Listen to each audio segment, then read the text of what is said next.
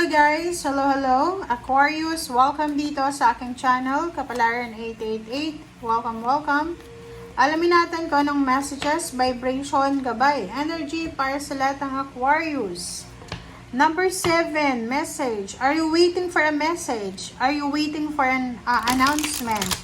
Are you waiting for a confirmation? A call, a chat, an email, invitation? Ano ba yan? Kasi pwedeng naghihintay ka. Sinasabi ng bara sa'yo na posibleng matanggap mo na siya by the end of second week of September. Alright, so abundance. Wow! Congratulations sa'yo.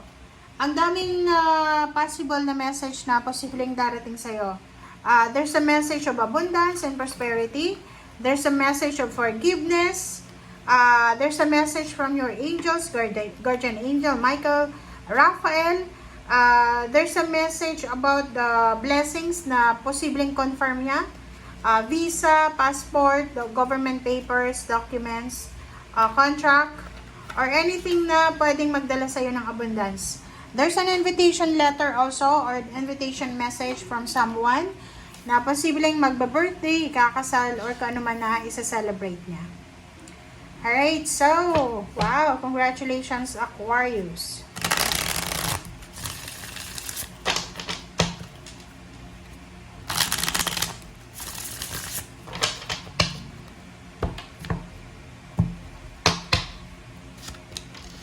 Okay, first card natin sa third deck is Knight of Pentacles. Oh, sabi ko na eh. There's so much choices and options about finances. Okay, so lalo mo dito is Seven of Swords and the Earth, Mother. So, yun, tapos na. Comment down below. Doon sa mga Aquarius, is either kayo ay pwedeng kayo ay ninakawan, pwedeng ninakawan ka ng posisyon sa trabaho, ninakawan ka ng pera, ninakawan ka ng relationship, ninakawan ka ng pangarap sa buhay, or kung naman tong parang ninakaw sa'yo. Or pwedeng in-scam ka, siniraan ka, trinader ka, binackstab ka. And dito sa Earth Mother, sinasabi na tapos na siya. You're healing.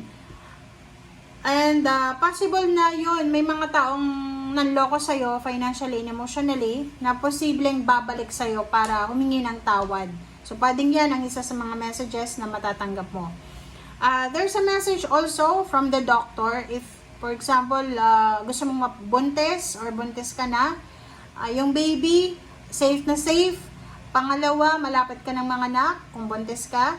And yung iba sa inyo dyan ay posibleng makakatanggap kayo ng message na congratulatory kung baby boy or girl, yan na. Basta tapos na siya. So, there's an ending about something na wini-wish or hinihintay mo. Knight of Pentacles and Two of Wands, sinasabi ng bara sa'yo na yung abundance. Yung isa sa mga abundance na posibleng darating sa'yo is financial offer. Maybe job offer, financial help, financial investment, parang ganon, na choices and options siya. So, bibigyan ka ng universe, ng ating Panginoon, ng pagkakataon na kumita ng pera or mabalanse mo yung finances mo. So, there's a strong foundation here na pwedeng sisimulan mo, itatayo mo. Okay? And the Star and Queen of Pentacles, yung mga pangarap nyo, lalo na sa usaping pera, pangarap yung makahawak ng limpak-limpak na salapi. Pangarap nyo magkaroon ng financial freedom, pangarap nyo na ma-promote sa trabaho, magkaroon ng bahay, lupa, sasakyan, business, makapag-travel around the world. Sinasabi ng barahan na kung hindi ka pa nakakapag-travel around the world or hindi ka pa nakakapag-travel outside Philippines, sinasabi ng barahan na malapit mo na matupad yung mga pangarap mo sa buhay. Okay? So, just be strong, be courageous. Huwag mong bibitawan yung pangarap mo na yan. Alright?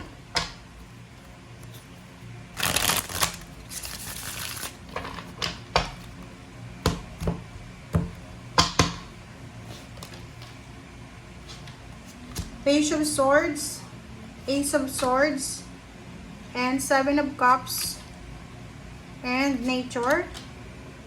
and 10 of Wands. So, dito, plus sa ilalim mo is 9 of Wands. Sinasabi ng barahan na, yun na nga, kakibat, kasama yan eh. Kasama ng, natin, ng pagtatagumpay, kasama ng pangarap natin is kailangan nating magpagod. Kailangan nating magsakripisyo, kailangan nating mag-suffer, diba? Kailangan nating i-prioritize yung, kung ano ang gusto natin. Like, gusto mo ng pera, so kailangan mo i-prioritize yung pera. Gusto mo ng magandang relationship, so kailangan mo i-prioritize yung relationship. So, Page of Swords, Ace of Swords, Seven of Cups, sinasabi ng bara sa'yo na in the near future, parating pa lang to. So, pwedeng hindi pa siya mangyari this September. Isang balita, several choices and options siya. So, maybe this is about relationship, money, or parang connection, na sinasabi sa'yo na marami kang makikilala, maraming mga tao na posibleng lalapit sa'yo, ma-attract mo sila, or pwedeng ikaw yung ma-attract nila sa kanilang circle, naka-destiny to. Okay? But, yun na nga sabi ko sa'yo, kung gustong-gusto natin na, kasi mayroong mga tao na akala nila, pag yumaman sila, talagang yayaman na lang talaga. Yung parang wala ka nang gagawin, mahihiga ka na lang. No.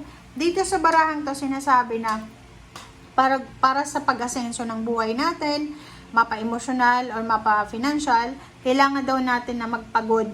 Kailangan natin na mag-suffer talaga. Kailangan natin magbanat ng buto. Yun yung sinasabi. Kailangan mo ng 10 of Wands. So, yung 10 of Wands dito, sinasabi ng barahan na handa ka ba? Are you ready para sa mga challenges? Kasi, big blessings, big abundance, meron din siyang big na posibleng mountains na kailangan mong akyatin. Ganun, di ba? Hindi naman madali yung pag-asenso, hindi madali yung pagyaman, hindi madali yung pagkakaroon ng magandang buhay. So, ang sabi sa'yo ng baraha dyan, you need to be ready. Maging ready ka. Ngayon pa lang, mag-exercise ka na. Kasi, kailangan dito ng yung mental clarity, physical health, balance, healthy ka dapat, emotional, kasi malaking pera yan abundance and prosperity yan hindi yan, yun nga diba, pag mahina yung, masyado tayong emotional, pag masyadong emotional tayo, hindi natin kayang i-handle yung situation, financial problems or emotional problems. So, make sure daw, na kailangan mong maging strong. Ihanda mo yung sarili mo, yung katawan mo, yung isip mo, yung puso mo sa kung ano man na darating sa'yo. Kasi sobra-sobrang abundance and prosperity, sobra-sobrang pera, wish fulfillment, sa kung ano man na pera yan na gusto mong mahawakan, ang posibleng makuha mo. Like, pwedeng lilipat ka sa bagong bahay mo, pwedeng gusto mong magkaroon ng, magpa-renovate ng bahay or magpatayo ng bahay. So, possible. Maraming possibilities. Travel or kano pa man. Babies or kano pa man. Thank you guys. Bye!